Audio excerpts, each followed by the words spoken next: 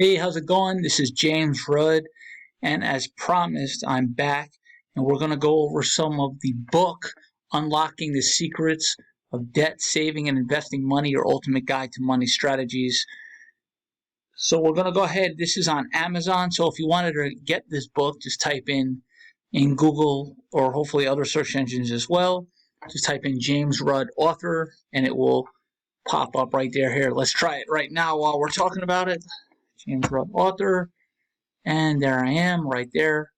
Click that, and bam, right there is the book. So perfect. Click on that, and you can purchase it right there. So with that, we're just going to go over the book really fast, and hopefully you enjoy these few chapters. And as I mentioned in a previous intro video, I'm going to go over a few chapters per day. And hopefully you get to enjoy this book and you purchase it as well and enjoy it. It's a really good read. I put my heart into it. And so let's begin. Let's go here. So Unlocking the Secrets of Debt, Saving, and Investing Money, Your Ultimate Guide to Money Strategies. So let's start the process here. Put this up here. All these recording devices can be lots of fun sometimes. But anyway, so today what we're going to do is go over my story of side hustling, learn from me, and some side hustling ideas for making some extra cash for you. So let's start. There's the copyright, acknowledgments. All right, my story of side hustling. So if you ever thought about running a side hustle, it's really good. They've got plenty of them out there. They're called side gigs nowadays. It can be an awesome experience if you ever tried it. I've done Lyft, and I've done some others as well. And Lyft is fun. You get to get a lot of good customer experience talking with different people, learning about your town, and even learning about towns. I've actually done a Lyft that twice, I think. Twice. I've done a Lyft that was 2 hours away. So that was some really, really good money there. If you have a car and you can register with Lyft or even Uber per se, or nowadays they also have, if you just want to do food delivery and you don't want people in your car because of the COVID, which I can completely understand because I did this a couple years ago, way before COVID, and it was a fun experience. I got to learn about my town more, different routes, shortcut routes, different history. All these awesome people who were just from career-orientated people to CEOs to a wife of a famous beer company here locally in town. She told me about the company, which was really, really cool. News reporters, fantastic, awesome people that you're going to meet in life if you do decide to eventually do Lyft or something like that. Hopefully when COVID's over. I wouldn't suggest doing it now, but when COVID is over. Anyway, so I grew up in New York, on the outskirts of New York City, and I basically grew up with my grandparents, and because my parents got a divorce, like a lot of families out there, unfortunately, they're broken, and it's the way it is. Unfortunately, life is tough, but you keep pushing forward, and you just keep moving forward. So in New York, as you know, it snows. And when it snows, what we did was we ripped out our shovels, my friends and I, and we went around and knocked on doors, like first salesman job kind of stuff, like, hi, would you like your shovel? Would you like your driveway shoveled? How much? I don't remember back then. Maybe it was like 10 or 15 bucks, or maybe 20 bucks if it was a big, big driveway. Sure. So we'd go out there as kids and we'd go and shovel and we'd hustle and bustle. Knock back on that door. Hi, we're done. Do you like it? So you're presenting your product, sales, Yes, we do. Okay, thank you for the money. Have a great day. And sometimes you get $2 tips, or sometimes they'd say, hey, would you guys like some hot chocolate or something? So we got a little treat out of that as well, which was really cool. And that's what kind of started a lot of things for me back in the day, was just doing that. And I didn't realize at the time that was really the beginning of the entrepreneurship journey. But what really hit me hard as well is I was like a showman as a kid as well. My grandmother signed me up for this is way before the shoveling. My grandmother signed me up for some magic shows, where you do magic with certain little kid magic. I don't know how old I was, a long time ago. So then what I did was I went in front of my grandparents and even my parents when they were available and said, hey, check this out. I'm going to do a little show. So I did my little show. You practice the illusion stuff. You have to be sleight of hand, so on and so forth. And so therefore it was almost like I was getting trained to be, if I want to think about it, almost like a showman, where you have to show things, show your audience your product, see if you get a clap, which that means they like it, obviously, and then you move on. And never became a professional magician, obviously, but I remember I saw David Copperfield in concert. That was really cool. And I saw there's another magician in New York, and I can't remember. Excuse me, my phone was ringing, and I can't remember his name. But he also Penn and Teller. That was it, Penn and Teller. I saw Penn and Teller on there, and that was a lot of fun. Those guys are just a riot. They are so much fun. And then there was another gentleman.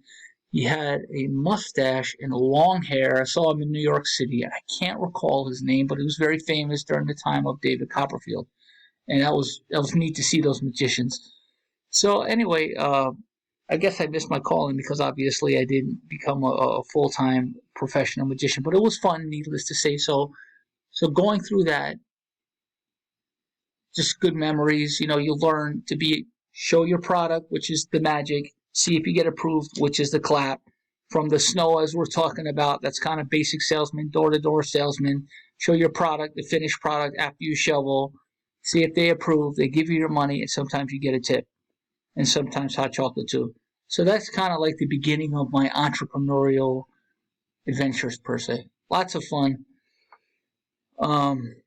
I do miss New York, as I'm saying here. I do miss New York in the autumn time where the beautiful leaves change. You got the oak trees out there, maple trees out there. And no, we didn't tap maple syrup. That's more in Vermont and New Hampshire area.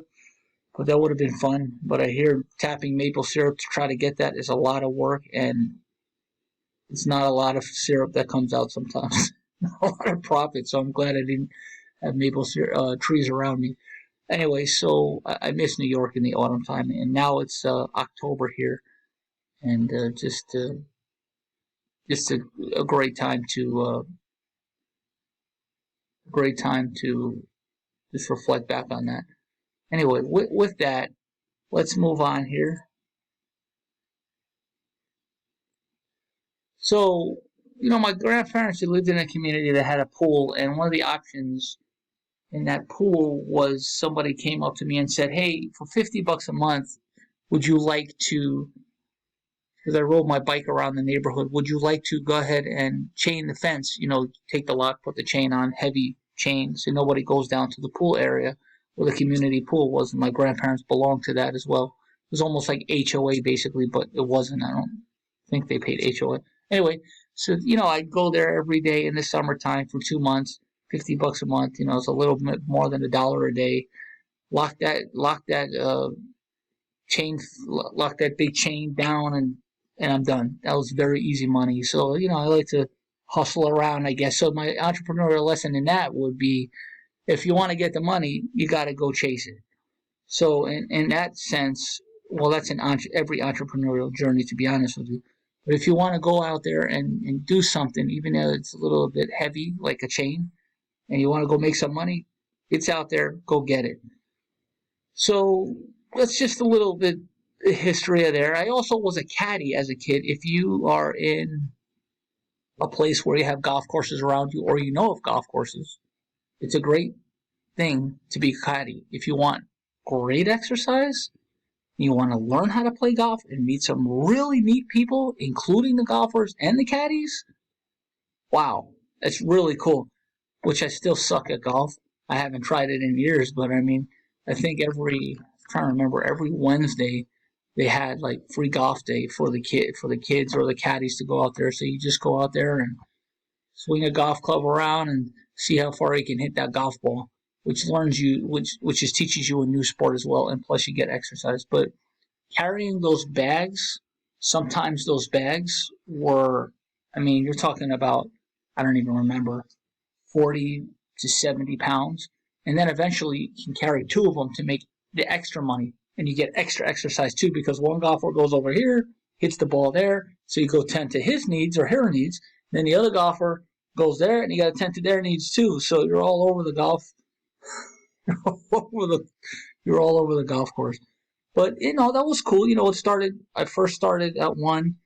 It was trying to remember the name here. It's been a while. But anyway, it was $15 to $20 a bag. And then the next one where I started eventually carrying 2 bags, it was $30 to $35 a bag. So you can imagine the profit almost doubled. So that was really fun. And I actually remember that second golf course that I worked at, I caddied for a gentleman named Bobby Hull. And if you're into hockey, you know exactly who this guy is. He had because I'm not into hockey, I didn't know, he had to tell me himself, but he had the fastest slap shot in the NHL. And that was pretty cool. He set a record for that. And his son, I met his son, Brett Hull, as well. Big guy, blonde-haired guy, big guy. And he played, I don't know what team, but I remember that Bobby Hull told me that he played for the Chicago Blackhawks. And again, I don't track hockey, but I remember these things. This is pretty neat. I also saw, other famous golfers just really fast. Randy Quaid, Dennis Quaid. Yeah, Randy Quaid, I saw the funny guy from National Lampoon's Christmas Vacation. Uncle Eddie, I saw that guy on the golf course. And he's a pretty funny guy. I also saw our president, Donald Trump, before he was president. I saw him walking around there, and I'm not sure if one of his wives were Marla Maple or his first wife. Anyway, I saw him there. I saw LT, Lawrence Taylor from the New York Giants. Yeah, man. That was pretty cool. And I'm trying to think of any other famous people that I saw there. I met a few. I caddied for doctors, but they're not famous. But these guys, they got money. If you belong to a golf course, you gotta have money. So naturally, caddying, you're gonna make some money. And it's even great right now. I mean, even if you're looking for a job and you want to learn a new skill, just to make some side money, some side hustle money. Honestly, go up to the golf course and ask for the caddy master. Right? Where's the caddy master at? Talk to him and say, "Hi, I'm looking for a position, and I was wondering if I can become your caddy, become one of your caddies.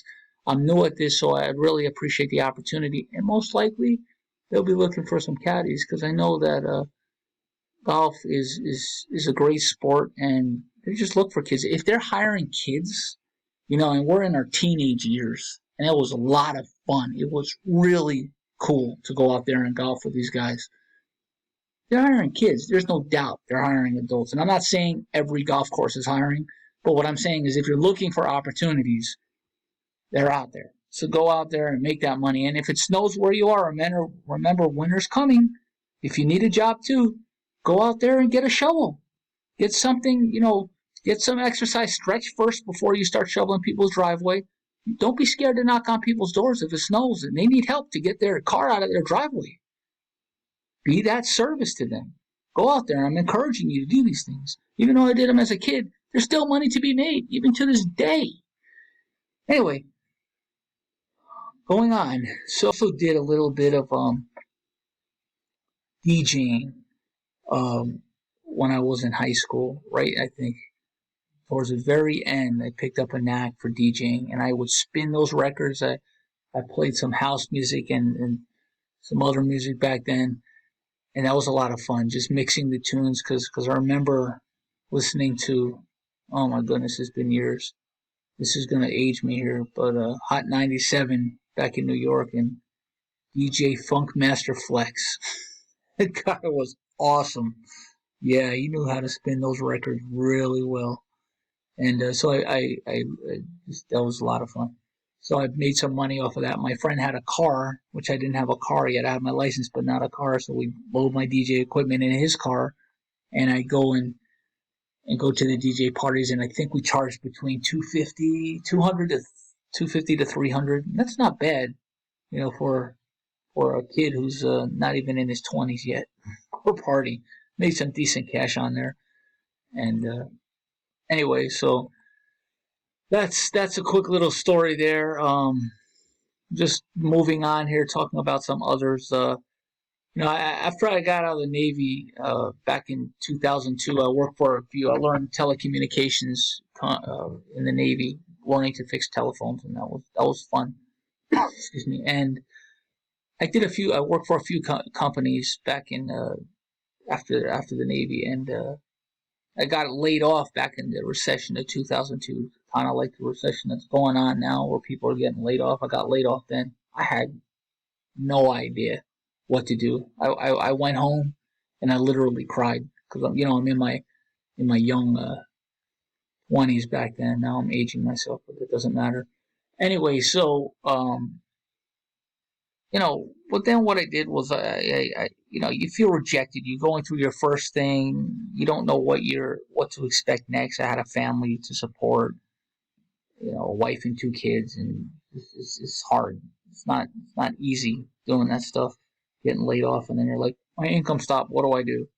So anyway, so I had a friend of mine call me for some side jobs, doing some side hustling telecom jobs. So I said, yeah, I'll do that, and I installed some small telephone switches, did some programming that I learned, and did that, and that was fine. That was about 2 months, give or take 2 or 3 months, and pulling some cables and terminating cables as well. It was a lot of fun.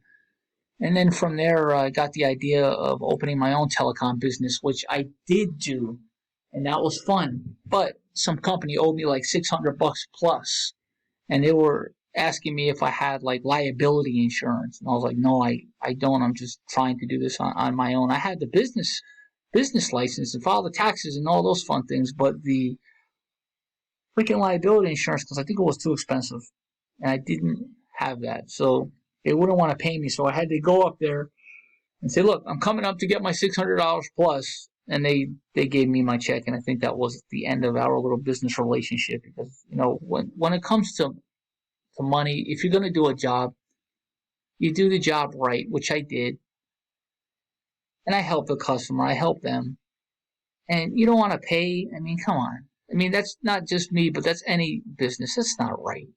You do something good and people don't pay you. It's wrong. It's wrong. I mean, and really, you can get lawyers involved for that kind of stuff, but that's for a small amount. I obviously didn't get some lawyers.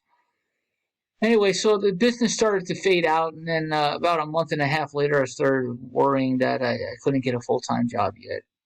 And so I just said, you know what? I'm just gonna go boogie boarding at the beach. Apply in the mornings, go boogie boarding at the beach, and let God handle it.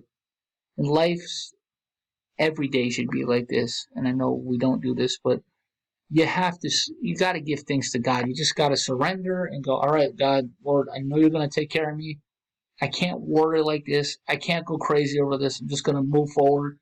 Do the right thing. Apply to your job. Make your network connections. Let God handle the rest. And then eventually, I was able to get another position. So that's the way it is.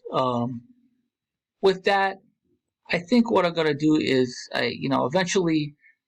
I don't know if I was going to continue to talk here. That's why I said I think what I'm going to do. I apologize. What I'm going to do here is look at this really fast to see how long this chapter is going to be here, because I don't want to talk forever and go verbatim word for word here. Eventually, what I did as well is we opened a tour business, which I'm not going to talk about right now, but I also invested some real estate, and that was fun. I learned a lot about passive income and keeping a tenant. I had a Section 8 tenant in there, and I wasn't expecting expenses. So my first expense when it was in real estate was I got a broken dishwasher call. Like, oh, there's a broken dishwasher. I had to repair it or replace it. I was like, okay, replace it, $300. But I said, if that happens again, because I don't know how much dishes she was putting in there, and I said, if it happens again, she's gonna have to do the dishes by hand. I'm sorry, because it's like $300 every 2 minutes. I was concerned, being a new landlord, that I don't want to pay a lot of money for dishwashers constantly, which didn't happen again. Anyway, I remember I had a deal where I was supposed to buy like up to 5 houses at one time, and it didn't. 2 of the houses I remember 2 or 3 of the houses. I was gonna have up to 5, but anyway. So what happened was I wanted a 30-year mortgage fixed rate. That means I'm just paying the same rate over and over and over again. They were trying to give me an ARM, which is an adjustable rate mortgage. Adjustable rate mortgage is exactly that. They adjust, and most likely they're going to adjust up. So I was like, nope, don't want it. So I decided not to go down that route of that having an ARM, and I walked away from that. But let me get into my tour business really fast as well. I opened a tour business with my wife a few years back, and that was fun. Walking tours are a lot of fun. The problem with walking tours is you gotta really market and be competitive with the other tour companies in your area. The best way that I can say if you want to open a touring company, a walking tour company, is check for the permits, because you might need some permits. You definitely got to get a business license. And also see competitively where your competitors are marketing their business. It's very important. I gave up on it because I had to I had to travel, so I said I don't have time for this, so I gave up on the walking tours business. But maybe one day I may eventually open it, because it was a lot of fun. I met a lot of great people and learned more about my city, and that's a great combination. And got good exercise, that's even a better combination. So just really fast, I've also written books, obviously, as you can see from my Amazon profile down here. I've written 5 books. This isn't my 5th book. I wrote my first book, How to Get Off the Financial Tightrope. Second book, What You Must Know About Debt and Saving Money. Third book, 5 Secret Money Habits. Fourth book, What the Military and Veterans Must Know About Personal Finances, and also Unlocking the Secrets of Debt, Saving, and Investing Money. My next book that I'm going to write is going to be about what everybody wants it to be about, I believe strongly. Entrepreneurship, how to open a business, how to write a book, how to sell a book, how to market a book. And that's why I need your comments down below to please tell me what you would like to see if you want to get more information about how to write a book, how to format it. We talked a little bit in the first video about this here. This here is called Kindle Create, as you can see right here. Really good to use to write your book. It lays it out all the way down, the whole book, so on and so forth. But anyway, I just going back to side hustling. Remember, I was telling you I was lifting, so I had a really good job, about $90,000 a year.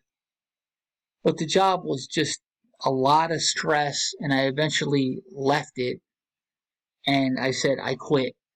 And the reason I quit is because there was stress, and I had my parents had passed away within a month and a half each, and I had told them, hey guys, back off a little bit, because there's a grieving process with life. You don't realize there's grieving until you've been through a loss. And they just kept pushing work. Like I would want to go to the restroom, let's say, and I wanted to maybe cry because I'm in the grieving moment, and it just couldn't happen. So I said, I've had enough of this. I walked out. See ya. I told them I'm sorry about it, but I had to do what I had to do for my own health, because also I don't want to have a heart attack. It's very important to take care of your health, and a lot of people forget that. They get so stuck up in money in their mind, they forget to take care of their heart. Very important. You don't want a seizure or a heart attack over stuff. Go look for another job or something. And I was kind of looking, but I didn't have too much opportunity. So the other opportunity I saw was, I'm going to go lift. I'm out of here. And that's when I did lift, and I quit. It is what it is. You know what I mean? Anyway, I think, folks, for the time being, I'm going to go ahead and stop this video. And the next video, we're going to talk about some side hustling ideas for you to make some extra cash. Hey, I really appreciate you hanging out with me. Please subscribe to this video.